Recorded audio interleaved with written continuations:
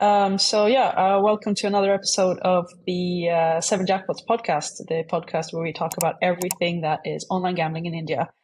Last episode we talked about casino reviews, and this time we are going to talk a little bit more about a topic that is very dear to my heart, and it's responsible gambling. It's a very important topic, and it's something that we really want to bring up and discuss before we go into anything else, really, because it's one of the most important parts of being able to gamble online, at least in my opinion. So I thought that maybe we could start about talking a little bit about kind of like what is problem gambling. Maybe not everyone have kind of heard what problem gambling is. You could maybe kind of hint a little bit of what it is from the name of it. But problem gambling is essentially an addiction. It is a disease that someone gets when they lose control over their gambling habits, basically, where the brain basically sends out the same kind of happy things and happy feelings that you would get from if you would have an addiction to drugs or alcohol or anything else. So it's a very real thing. It is a disease, and there is a treatment for it, and that's important to understand and know.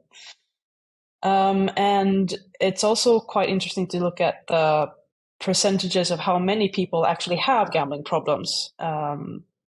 Research shows that in India, the amount of people there, the research says that about 50% of the Indian population gambles.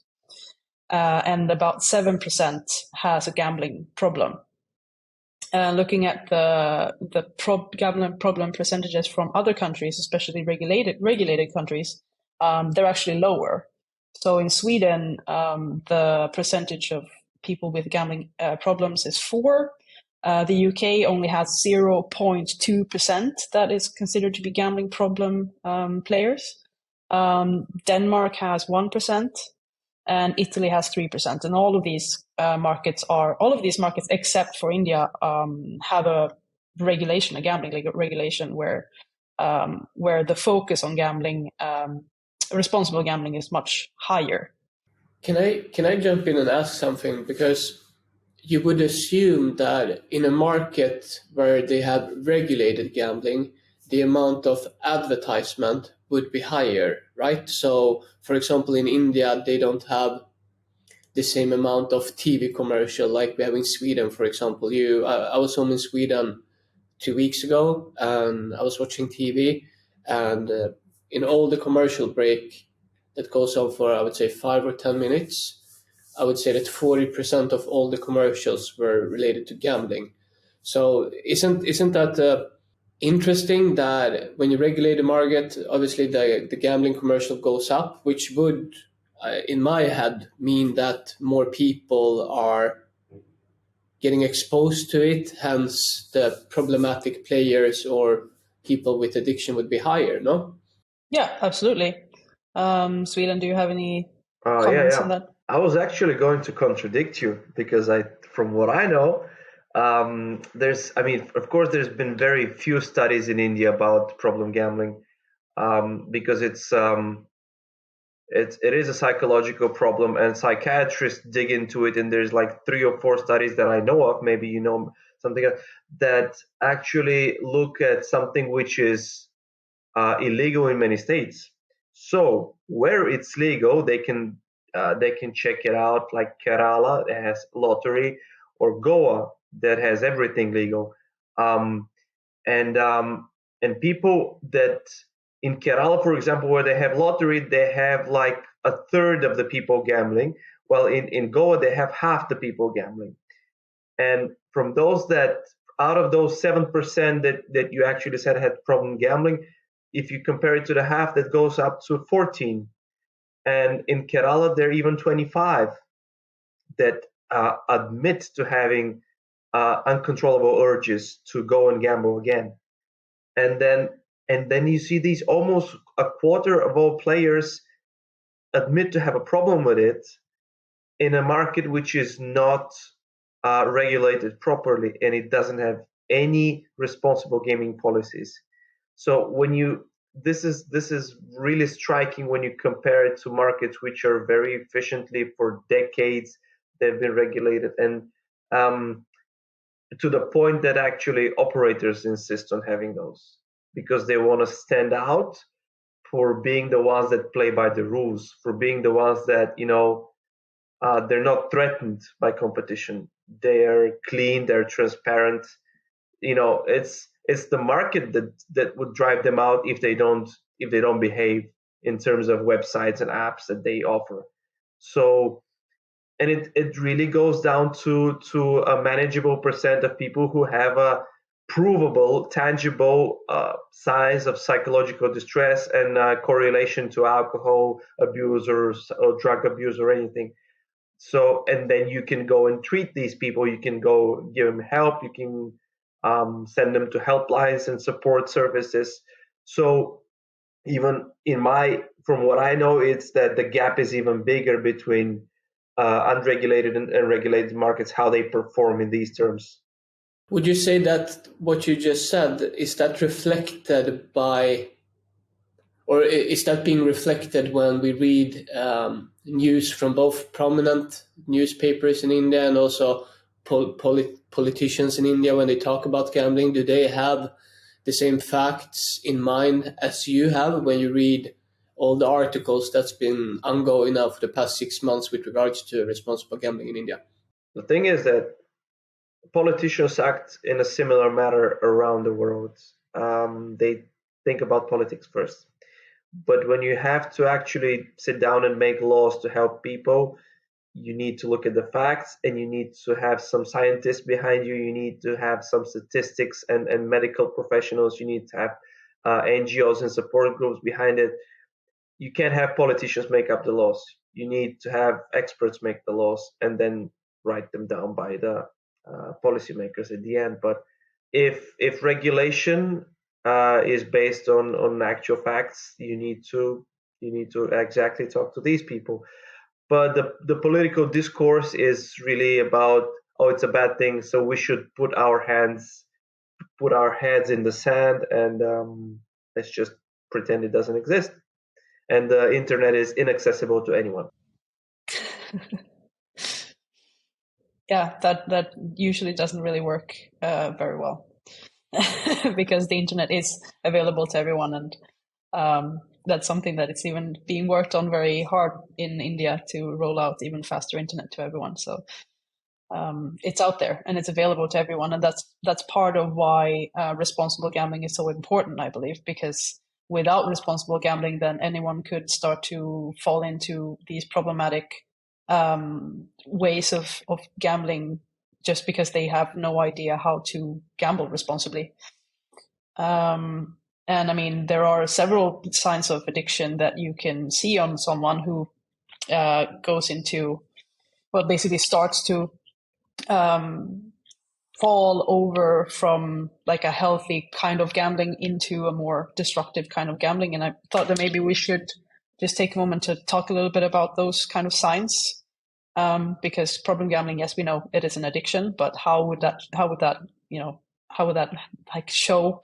And one of those ways is that someone would obviously, since gambling is including real money, people would play for more money than they have, more money than they can afford to lose. So a lot of times people use their savings, they take loans, they might even steal money from family or friends to kind of fund their gambling addiction, just as anyone would do maybe if they would buy alcohol and couldn't afford to do that as well. This could go as far as to someone going into to do criminal activities to try to get money. A lot of times in maybe more physical ways of gambling, where players are getting in contact with like actual criminal people. They might end up in debt to these people, and that makes them fall into this circle of having to kind of resolve the debt to someone who wants them to do things that is not at all safe or legal or healthy in any way. I mean, other ways could also be that the people used to kind of like get a bit isolated from their family and friends because they play too much. So it could show as someone making up excuses to not go and see friends and not hang out with family, say that they're at work when they're not, when they're gambling instead. Obviously, everything kind of suffers from an addiction like that. So work, family, everything kind of falls. But the thing is, Felicia, that these people exist regardless of whether gambling is legal or illegal, regardless of if it's online or if it's in the office. If people in the office go and bet on a cricket game or a football game, these people exist. They're not going to disappear if the law changes or not. So it's really better to set up tools and support services for these guys so they can get help instead of pretending they don't exist. I remember from Leo Vegas when we had workshops and also education about this, something that I still remember that they highlighted as a sign for what we're talking about is basically chasing your losses. And I can relate to that myself when I was like 18 or 19 years old, and I bet a lot on Premier League. And I remember the feeling because you started to say that you should never gamble for more than you can afford to lose. Yeah. And if you don't have that mindset in the beginning when you place your bet and you lose, you get stressed over that loss and you try to chase it back by throwing in more money. And I remember that feeling because I moved out to my first apartment. It was not that fun to not have any money left. And it was 25 days left until the next payday. So I, on a personal level, can definitely relate to what you're saying. And it's so easy because you think that you're smarter than everyone else, especially when it comes to football betting. You always think that you know better than the house. And I just saw that since it's World Cup now, I saw the odds on Morocco playing against Spain. I think you got 8 times the money back. And obviously, I thought that they're never going to win, so I bet on Spain. But this is just one example from a personal story that I can relate to for sure.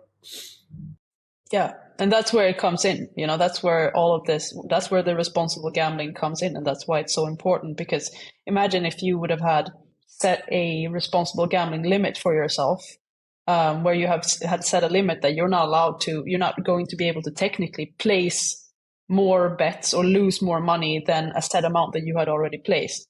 That would have prevented you from losing all of that money, because that would have reminded you that hey, you're actually going out on very deep water here when it comes to your own finances. This is exactly where these two aspects come together.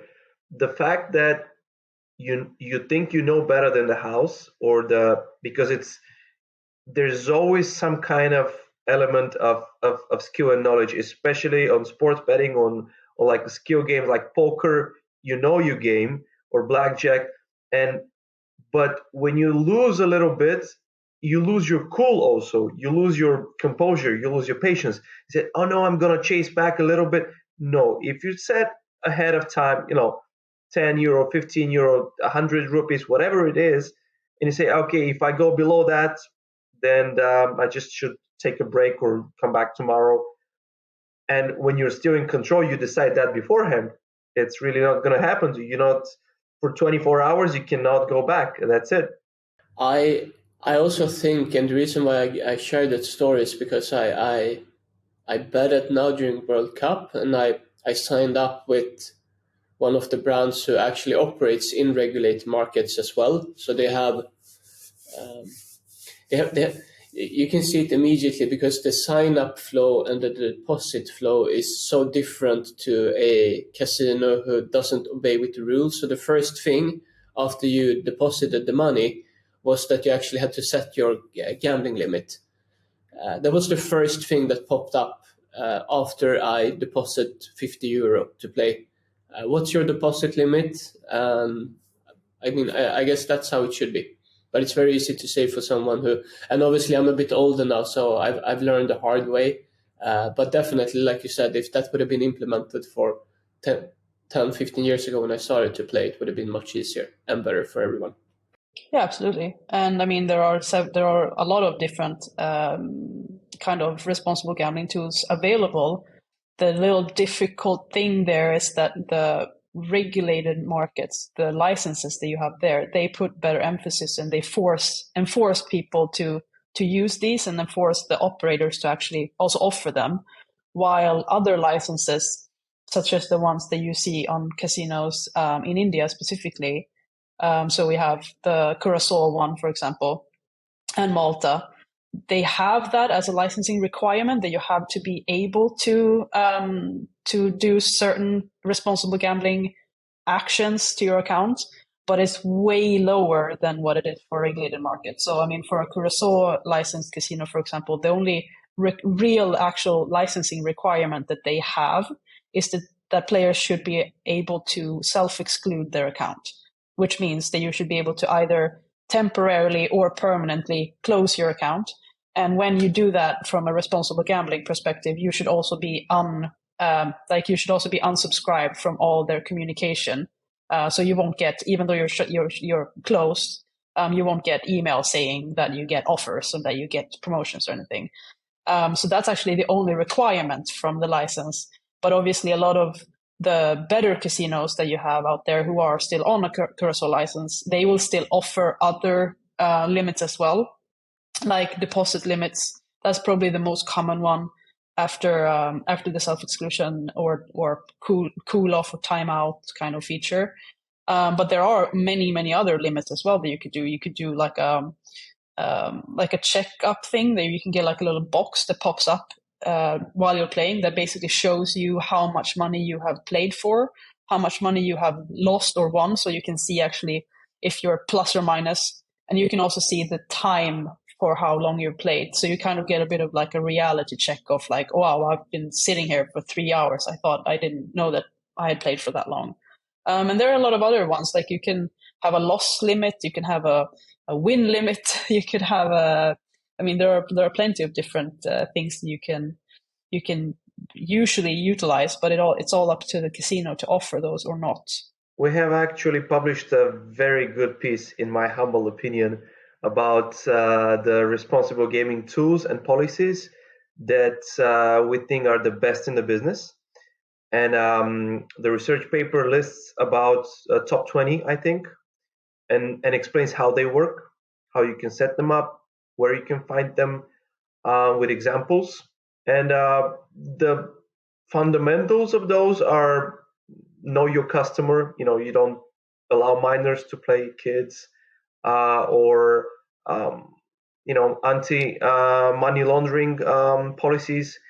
But then the good guys, the operators that want to play by the rules, that want to stand above the others, they just have more and more of those and allow players to be in control of setting their limits and excluding and everything else that Felicia listed. But you can check them out in detail and see how they work. Yeah, we will link that research paper in the description of this video as well, so you can find it easily. But yeah, so I mean, do we have anything else that we would like to cover on the responsible gambling tools part? Otherwise, I was thinking if we wanted to go ahead and like share our own, if we have our own like tips and tricks on how we stay responsible when we gamble. Yeah, sure. I mean, first of all, you don't think that you're smarter than the house or smarter than anyone else, because maybe there are some people out there, obviously, but I would bet my right hand that there are just 1% maximum. I've been to Las Vegas as well, and you don't win. So have that in mind and gamble for entertainment purposes. For me, when I gamble, I see it as my Netflix subscription that I pay 30 or 40 euros per month for. And I try to keep that limit, or I know that is my limit, because otherwise it will just come back and bite you in the ass and it will cause a lot of stress and anxiety. So see it as pure entertainment and make sure to follow your limit that you put in, and just see it as money that you will never get back, basically. That's my best personal tip. Yeah, I love that this is a podcast about responsible gambling, and you said that you would bet your right hand. No, but I completely agree with you in that regard. Like, I think that one of the most important things you can do is that you should never see gambling as a source of income. Yes, there are people who play games in various forms where the game is their income, poker players or esports players or chess players. But playing casino games and games that are based on chance for income and hoping that will be the way that you're going to pay your rent is never going to work. So I definitely do the same thing. Like, it's an entertainment thing, just as I would play a mobile game, or I would watch a movie, or I would go out and meet friends. Gambling is definitely that, and definitely keep your bankroll very very healthy and very small. I would say. I can only add one thing: never play when you drink. I mean, yeah, good one. That's a no-brainer. So that really helps you lose sight of, oh, I'm in control of things. But yeah, these are basic things that adults should know. Also, don't let your kids play. But yeah, things that let you lose sight of your abilities, of your cognition of what you know, and time flies by, and a few more rupees or euros or whatever fly by. So try to use some sense beforehand, because you might lose sight during the game because it's fun, whatever you play. But and try to trust those websites and apps that actually have some tools and support services for you, that this is what we're talking about: responsible gambling. Absolutely agree. Does anyone have anything else they would like to add? Do we know what next episode is going to be about? Can we share some insights, or do we want to keep that as a... I think we'll keep it a bit of a secret. And again, if anyone has any idea something that they would really want us to talk about, please just let us know in the comments, and we'll see if we can make that happen. I know already that we do have some exciting stuff in store for next year already. We're going to have some interviews with people from the industry, so looking forward to that. But yeah, so until next time, I think I would say that's it for now. Goodbye, everyone. Thanks Bye, for everyone. listening. Bye-bye. A pleasure always.